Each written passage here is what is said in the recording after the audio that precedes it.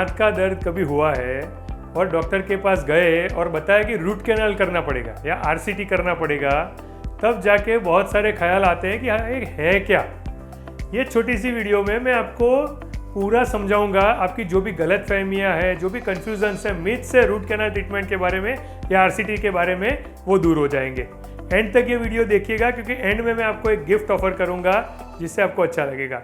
Hi, my self doctor Jaymin Patel, 32 pearls Ahmedabad में मैं dental health specialist हूँ और आज मैं आपको रूट कैनाल ट्रीटमेंट के बारे में बहुत इंटरेस्टिंग चीज़ बताने वाला हूँ। तो रूट कैनाल ट्रीटमेंट सबसे पहले तो है क्या?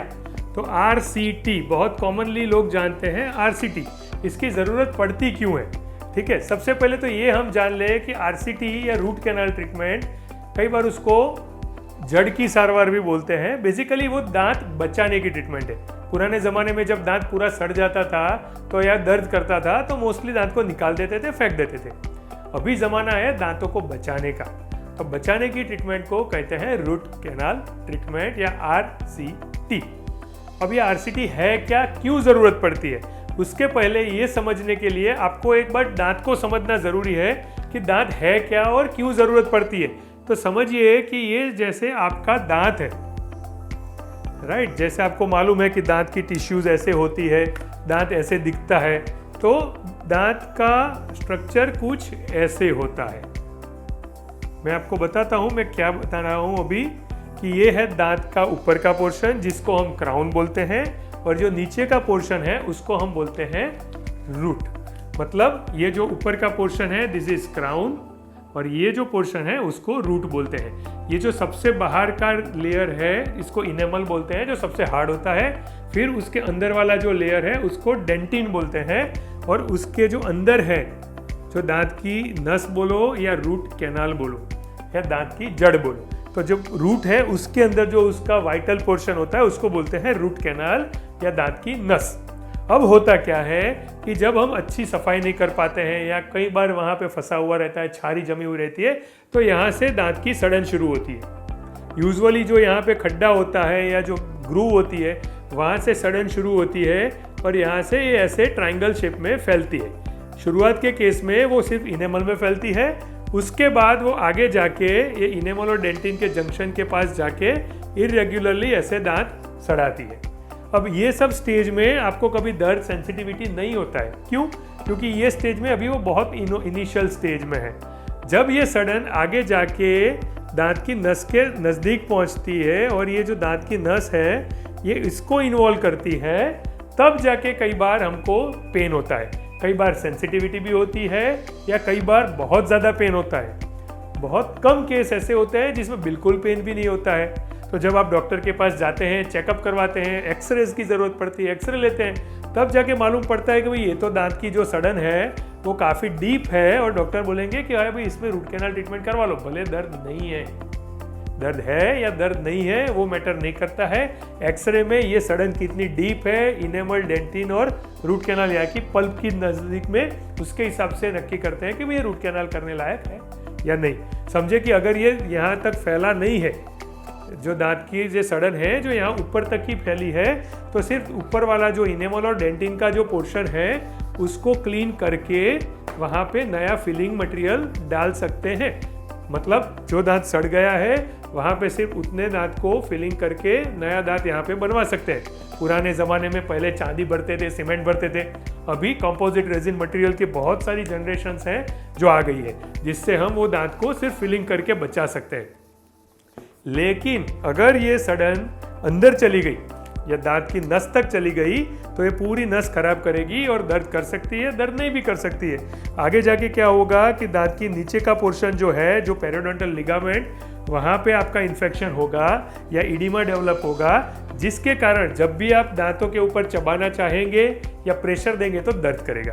तो कॉमनली जब ऐसा कुछ होता है कि मैं चबाता हूँ, कड़क चीज़ में दर्द होता है, बाकी नहीं होता है, तो मतलब कि अंदर कुछ गड़बड़ है, डेंटिस्ट के पास जाना है और रूट कैनाल ट्रीटमेंट के लिए पूछना है, या फीलिंग से होता है या कुछ और होता है। तो ये मैंने बताया कि दांत की सड़न कैसे होती है, तो ये जानना आपके लिए बहुत ज़रूरी था। अब मैं आपको बताता हूँ कि रूट कैनाल ट्रीटमेंट कभी भी ज़रूरत पड़े तो वो एक्चुअल में है क्या। तो रूट कैनाल ट्रीटमेंट जो है, जो मैंने बताया कि पहले ये दांत का जो आपका स्ट्रक्चर है जिसमें दांत की नस बनी हुई है जो खराब हुई है, और ये आपका इनेमल है यहाँ पे, राइट। अब जब दांत में यहाँ पे सड़न है तो पहले यहाँ पे एक छोटा सा होल करके, क्योंकि यहाँ की सड़न साफ करनी पड़ेगी, तो ये सड़न साफ करने के लिए वहाँ पे एक कैविटी बनाते हैं। उसके बाद ये पल्प या रूट कैनाल में एंट्री करके ये जो पोर्शन है वो पूरा क्लीन कर देते हैं, जिसको रूट कैनाल ट्रीटमेंट बोलते हैं। मतलब ये अंदर वाला जो भी वाइट खराब टिश्यू है या फिर यहाँ पे जो जितना भी इन्फेक्टेड टिश्यू है वो सब रिमूव करते हैं, और ये जो क्लीन किया हुआ जो कैनाल है, इसको रूट कैनाल्स जो है उसमें कंप्लीटली आर्टिफिशियल मटेरियल भर के उसको सील करते हैं।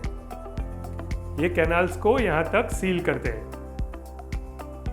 और ये जो सील हो गई मतलब यहाँ से इन्फेक्शन नया नहीं जा पाएगा, यहाँ से इन्फेक्शन इस तरफ नहीं जा पाएगा। इसको बोलते हैं रूट कैनाल ट्रीटमेंट। अब रूट कैनाल के बाद ये ऊपर का जो पोर्शन है उसको फिलिंग करके बंद किया जाता है, जैसे दांत का जो शेप है वो वापस आ गया। ये हुआ रूट कैनाल ट्रीटमेंट, ये स्टेप्स है। लेकिन इसमें क्या यूज होता है, कैसे इसमें एडवांसमेंट, क्योंकि जब भी जाते हैं डेंटिस्ट के पास तो कोई डॉक्टर 2000 रुपये में भी कर सकता है, कहीं पे 6000 रुपये भी हो सकते हैं, उससे ज़्यादा भी हो सकते हैं, कम भी हो सकते हैं। तो हर जगह पे क्या फ़र्क पड़ता है, आपको क्या ध्यान रखना है जिससे आपको डिसीजन सही ले पाए कि मुझे रूट कैनाल करवाना है या नहीं है। सबसे पहले तो एडवांसमेंट क्या है कि ये जो क्लीन करने वाला पोर्शन है ये किससे क्लीन होता है। तो जो अभी जो रिसेंटली जो है 32 पल्स में जो यूज़ होता है, जिसमें एपेक्स लोकेटर यूज़ होता है, वे जो एपेक्स लोकेटर है वो एक टाइप का रोबोट है कि अंदर जाएगा और डेप्थ कितनी है, कहाँ तक जा सकता है वो डिसाइड करता है, जिससे एक्सरेज की ज़रूरत कम पड़ती है। फिर यहाँ पे उससे ज़्यादा भी नहीं जाना चाहिए, इससे कम भी नहीं होना चाहिए। तो वो जो परफेक्शन है वो अपेक्स लोकेटर से आता है। फिर जो अंदर का क्लीनिंग करना है, ये लग रही है सीधी, इतनी सीधी नहीं होती है, ये बाल से भी पतली होती है और टेढ़ी मेढ़ी होती है। तो उसको अंदर जाके क्लीन करना है, तो उसके लिए हमको एकदम एडवांस मटेरियल चाहिए, अच्छे से करना है। तो अभी लेटेस्ट में रोटरी एंडोडोंटिक्स है, मतलब उसका नाइटाई फाइल्स, निकल टाइटेनियम फाइल्स होती है जो बहुत ही फ्लेक्सिबल होती है और अच्छे से क्लीन करती है, वो यूज़ करते हैं। जहाँ जहाँ एडवांस टेक्नोलॉजी है वहाँ की मैं बात कर रहा हूँ। उसके बाद जो करने के लिए ये जो इंजन चाहिए, उसको जो रोटेशन है उसको घुमाने के लिए, तो उसको बोलते हैं अपेक्स लोकेटर। अगेन वो भी एक टॉर्क कंट्रोल, आरपीएम कंट्रोल वाला एक गैजेट है, जिससे हम पूरा यहाँ पे कंट्रोल्ड मैनर में रोबोट की तरह उसको क्लीन कर सकते हैं। और उसको मैकेनिकली क्लीन करने के बाद केमिकली डिसइंफेक्ट करने के लिए हाइजीनिक सॉल्यूशंस होते हैं, जिससे वो क्लीन हो जाए, बैक्टीरिया फ्री हो जाए और उसको हम क्लोज कर सकते हैं। यूजुअली रूट कैनाल ट्रीटमेंट में 90% केस में एक सिटिंग में काम हो जाता है। कुछ परसेंट केसेस होते हैं जिसमें शायद इन्फेक्शन ज़्यादा है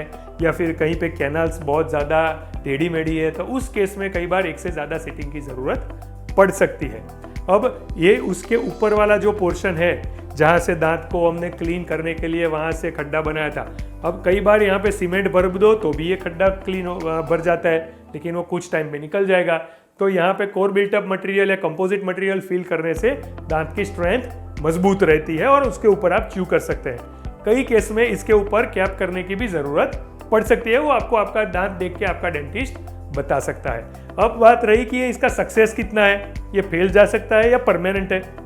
सबसे पहली चीज़, हर एक दांत में भगवान ने 1, 2, 3 या 4 कैनाल से दी हुई है कॉमनली, लेकिन बहुत कॉमनली मतलब 60% केस में, 60% केस में कई बार एक्स्ट्रा कैनाल्स भी होती है जो एक्सरे में भी नहीं दिखती है और क्लिनिकली भी नहीं दिखती है। तो डेंटिस्ट कितना भी अच्छा है, लेकिन अगर वो एक्स्ट्रा कैनल एक्सरे में नहीं दिखती है तो वो क्लीन नहीं कर पाएंगे और वो आगे जाके कई बार मुसीबत क्रिएट कर सकती है या पेन कर सकती है। तो उस केस में वापस रूट कैनाल की ज़रूरत पड़े या कुछ और ट्रीटमेंट की ज़रूरत पड़ सकती है। But majority of the case में ये जो रूट कैनाल ट्रीटमेंट है वो दांत को बचाने की बेस्ट टेक्निक है। ठीक है, अब इसमें सक्सेस के लिए क्या ज़रूरी है? सबसे पहला, सिर्फ दांत अच्छा होना ज़रूरी नहीं है, सिर्फ डॉक्टर अच्छा होना ज़रूरी नहीं है, आपको पेशेंट भी अच्छा बनना पड़ेगा। क्यों? क्योंकि ये जो ट्रीटमेंट है वो बहुत ही मतलब एकदम स्किलफुल ट्रीटमेंट है। आप कितना अच्छा माउथ ओपन करके रखते हैं, आप कितना कॉम्प्लायंस देते हैं, आप कितना सपोर्ट करते हैं डॉक्टर को, उसके ऊपर से डॉक्टर बहुत अच्छे से उसको ट्रीटमेंट कर पाएगा। डॉक्टर के पास कितने गैजेट्स हैं, इक्विपमेंट्स हैं, वो मैटर करता है। डॉक्टर का स्किल और नॉलेज तो डेफिनेटली मैटर करता है, राइट। उसके अलावा आप जहाँ पे जो क्लिनिक में जा रहे हैं वहाँ के गैजेट्स कैसे हैं, उसके साथ साथ उसका हाइजीन और स्टेरिलाइजेशन सिस्टम कैसा है, जो इंस्ट्रूमेंट यूज होने वाले हैं क्या वो 5 टायर स्टेरिलाइजेशन सिस्टम फॉलो करता है, क्या वो NABH की गाइडलाइंस फॉलो करते हैं। तो वो बहुत मैटर करता है कि आप बाहर का इन्फेक्शन अंदर ना ले जाए। हम गए हैं अंदर का बाहर निकालने के लिए, तो उसके लिए हमें ये स्टेरिलाइजेशन और हाइजीन के स्टैंडर्ड्स का ध्यान रखना बहुत ज़रूरी है। और एंड में मैं बोलूँगा कि पेशेंट का जो कॉम्प्लायंस है, उसके बाद ट्रीटमेंट के बाद बोले कि भाई ये कुछ मेडिसिन लेनी है तो वो लेनी है, जो डॉक्टर बोले वो कितना आप अच्छा ले पाते हैं, कितना अच्छा फॉलोअप कर पाते हैं, ये सब चीज़ ये रूट कैनाल ट्रीटमेंट की लॉन्ग टर्म फॉलोअप या लॉन्ग टर्म सक्सेस के लिए ज़रूरी है। जैसा कि मैंने पहले बोला था, I will offer you a gift. तो हम आपको यहाँ पे एक लिंक भेजेंगे, लिंक के अंदर आपको एक डाउनलोडेबल PDF मिलेगा जिसमें आपको दांत कैसे बचाने हैं, कैसे आप दांतों को अच्छा मेंटेन कर सकते हैं, पूरी इंफॉर्मेशन हम आपको प्रोवाइड करेंगे। वो कुछ दिन के लिए रहेगी ये वीडियो पोस्ट होने के बाद। ऐसी ही अच्छी वीडियोस देखने के लिए आप 32 पल्स की चैनल को शेयर करिए, देखते रहिए। अगली वीडियो में पक्का मिलेंगे। Thank you very much.